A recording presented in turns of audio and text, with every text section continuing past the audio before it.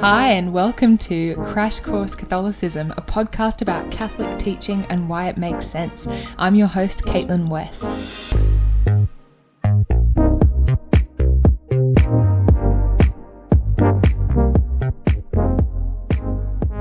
Hello and welcome to episode 60. What a nice round number. This is one of our Catholicism and episodes, and today we're going to talk about Catholicism and Halloween. This topic was suggested by a listener, Hannah. Hi, Hannah. Thank you for suggesting this episode, and it was a very timely suggestion because Halloween is in fact coming up in like a few days.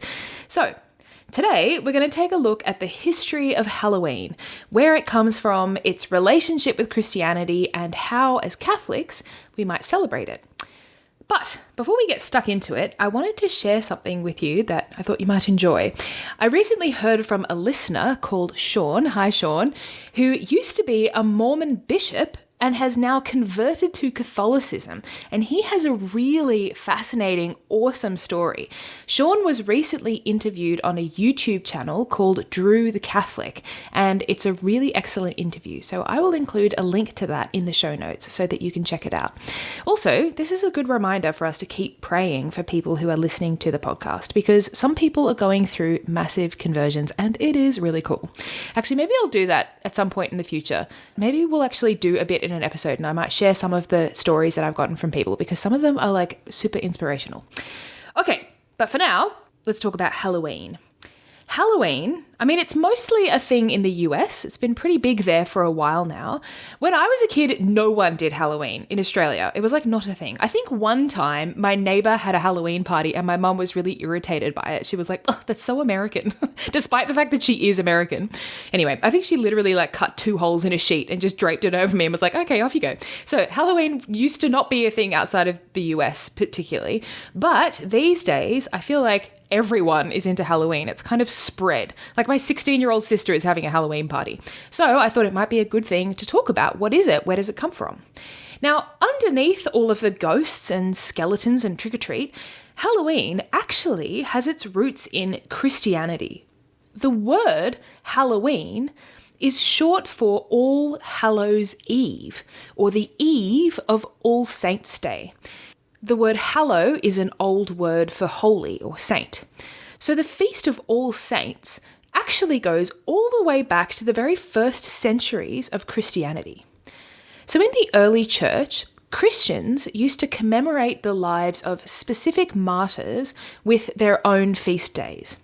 However, in the early 4th century, the church went through a period of persecution, and there were so many martyrs during that time that they couldn't each be given their own feast day. So Christians started celebrating a single feast day for all of the other martyrs on the first Sunday after Pentecost.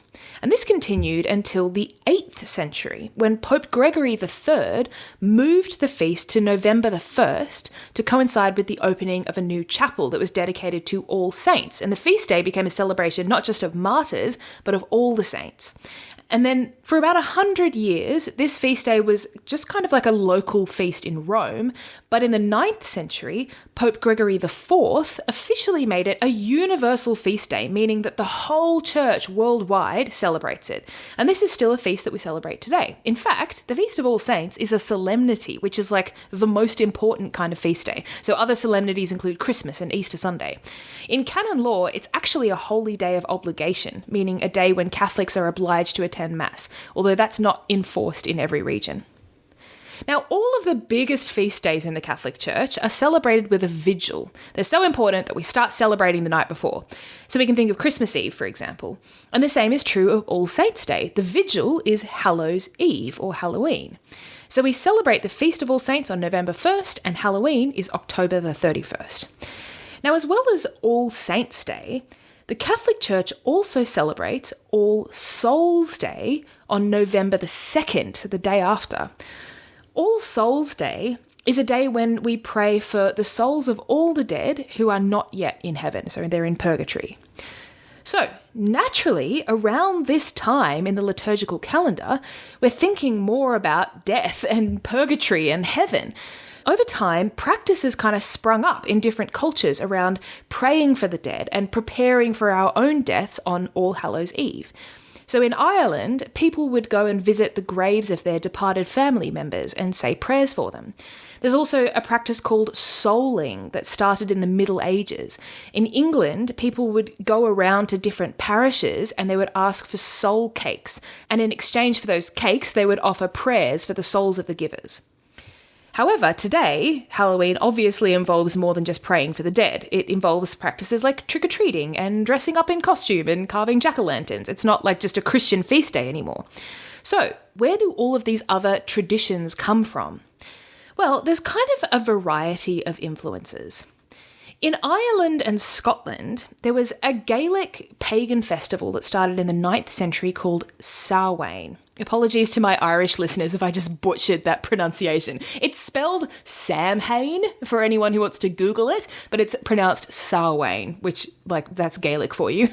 So Samhain was a pagan festival that marked the end of the harvest season in October and the beginning of the winter months in November.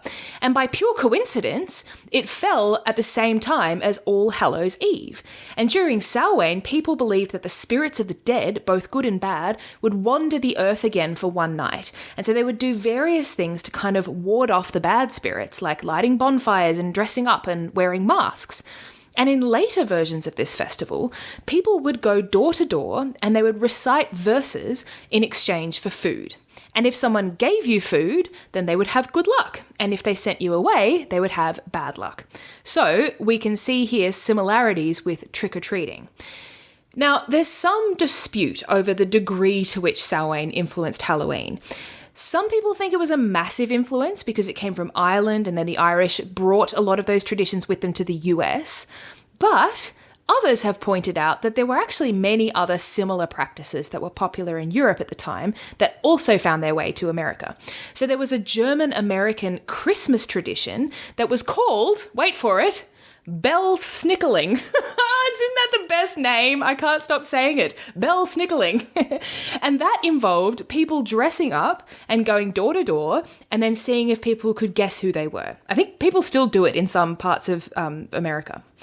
There's also something called mumming, which was a common practice throughout Europe from the medieval period onwards. Mumming involved dressing up and performing, sometimes going door to door, on important feast days.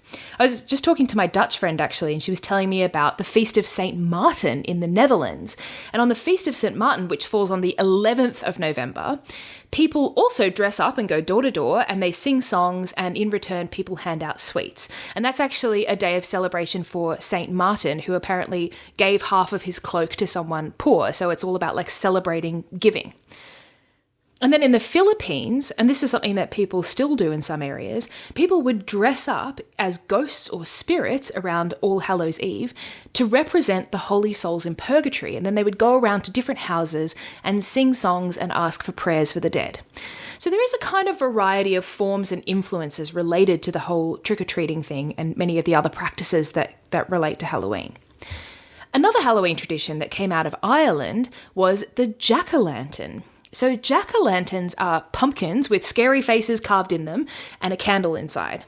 There was an old Irish tradition of carving scary faces in turnips and putting a candle inside and then using the turnip as a lantern to ward off bad spirits.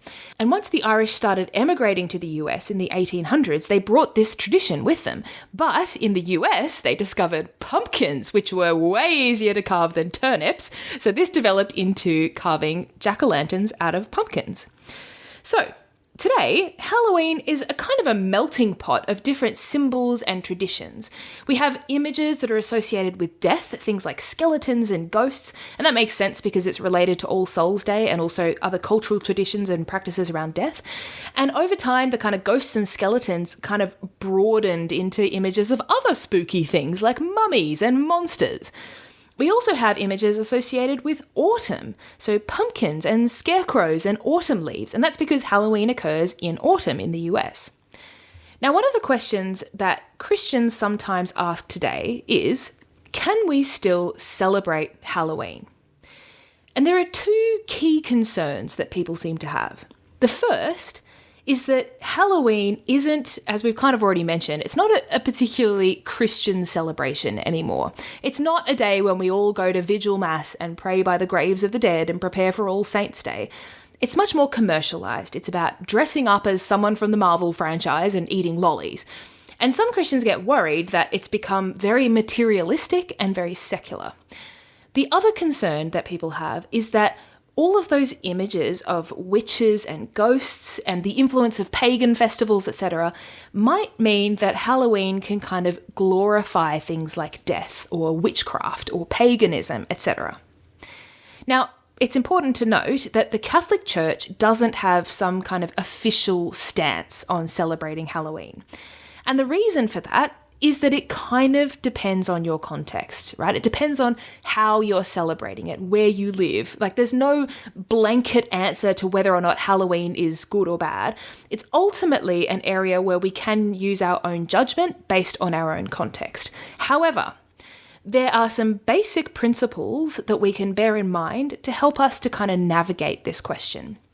And as with all of these things, there is usually a middle ground that we can find that doesn't involve us necessarily fully embracing every single aspect of secular culture, but it also doesn't involve us like running away from it completely. So, principle number 1.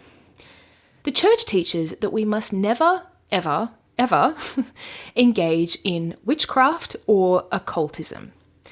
So point 2117 of the Catechism says, all practices of magic or sorcery are gravely contrary to the virtue of religion. These practices are even more to be condemned when accompanied by the intention of harming someone or when they have recourse to the intervention of demons. Spiritism often implies divination or magical practices. The Church, for her part, warns the faithful against it. So, we should never participate in any form of witchcraft or occultism. Things like seances or Ouija boards or, wearing magic charms. Principle 2. The Catholic Church also teaches that preparing for and thinking about death and heaven and purgatory can actually be a really good thing. So point 1007 of the Catechism says, remembering our mortality helps us realize that we have only a limited time in which to bring our lives to fulfillment. So the church actually actively encourages us to reflect on what we call the 4 last things: death, judgment, heaven, and hell. And it's important to reflect on these things as a reminder not only that we're going to die, but also that there is something after death and that this is our destination. Principle 3. The Catholic Church has no problem with things that are spooky or scary. There's nothing intrinsically wrong with spooky stuff. Just like how meditating on death can remind us of our ultimate destination, the experience of fear in the right context can remind us to avoid evil and do good. It only becomes a problem when we develop a kind of unhealthy fascination or even obsession with evil things, or we begin to see them in a positive light. So if anyone follows Pints with Aquinas, Matt Fradd is super into horror, not in all of its forms, but in some forms, which I personally don't understand because I don't like horror. I am very easily scared. I didn't sleep for a week after I watched Jumanji. And so I don't find that kind of experience of fear helpful, but some people do. And I use this example to illustrate that not all things that are scary or spooky or even horror, they're not all necessarily evil or drawing us away from God. They can orient us towards heaven. We just have to be very prudent about it. So, how do we unite all of these 3 principles in a response to Halloween? Well, the first thing we need to do is think about our intention. So we've said that we should never engage in the occult or in witchcraft. So if I am around Halloween, I'm dressing up as a witch because I'm a neo-pagan and I'm trying to glorify witchcraft and, I invite all my friends over and I do a tarot card reading for them. Okay, that's not a good thing. I should not do that. We cannot engage with the occult. However, if I have a 6-year-old who wants to carry around a broomstick and a wand on Halloween because they love Harry Potter, or they want to dress up as a monster or a mummy or a unicorn or Buzz Lightyear for Halloween, okay, that might be more of a kind of imaginary play that's quite innocent and that's drawing on fantasy and literary tropes rather than drawing on some kind of sinister pagan practice. There's a great quote from a Catholic apologist called Jimmy Akin. He says, "We don't have to be puritanical about it. It can be legitimate as a form of imaginative play to play dress up. And you don't have to play dress up as a saint. Some people do that, but you don't have to. Kids enjoy play and dress up as other things, whether it's nurses or cops. And it's not intrinsically wrong to even dress up as a monster just for fun." So maybe you don't want your child to dress up as, the devil, but maybe they want to dress up as a fireman for Halloween, and that can be really innocent and fun. We also have to remember, and this is a point that Father John Flader, who is an Australian priest, made in an article for the Catholic Weekly, we have to remember that even if some of the Halloween traditions that we have today, like dressing up and carving jack-o'-lanterns, even if originally there was some influence of, pagan traditions, those original pagan practices were all aimed at warding off bad spirits rather than embracing them. The second thing to remember is that not every image of death or spooky things is automatically connected to occultism or witchcraft. So many of the images of, skeletons and skulls and ghosts at Halloween have come out of and can be connected to the idea of All Souls Day and the last things. They can actually be used to reorient us towards heaven if we approach them in the right way. So for instance, that version of souling that still occurs in the Philippines, in which people dress up as spirits and ghosts in order to ask for prayers for the holy souls in purgatory. So Halloween can be used as a bit of a prompt, as a kind of memento mori moment, to remind us that there is something after death and that we should pray for the souls of people who have died. So maybe if you have kids, you can use Halloween and All Souls Day as an opportunity to remind them to pray for friends or family members who've passed away. Now, let's consider this other concern, that Halloween is really commercialized and it promotes materialism and intemperance. Now, it's true that with all of these big feast days that have roots in Christianity, like Christmas and Easter and Halloween, they have been kind of bastardized and co-opted and turned into something quite materialistic, and that is a massive shame. However, that doesn't mean that we have to approach them in a materialistic way. We can use these days as an opportunity to learn and grow in virtue.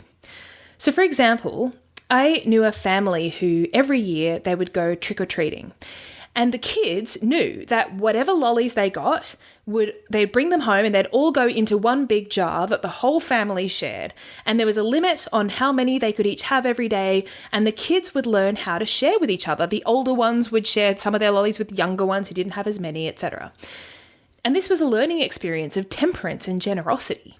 These same friends also used to have a street party at Halloween, and it was a chance for the neighbours to, dress up and have fun, but also to get to know each other and grow in a sense of community.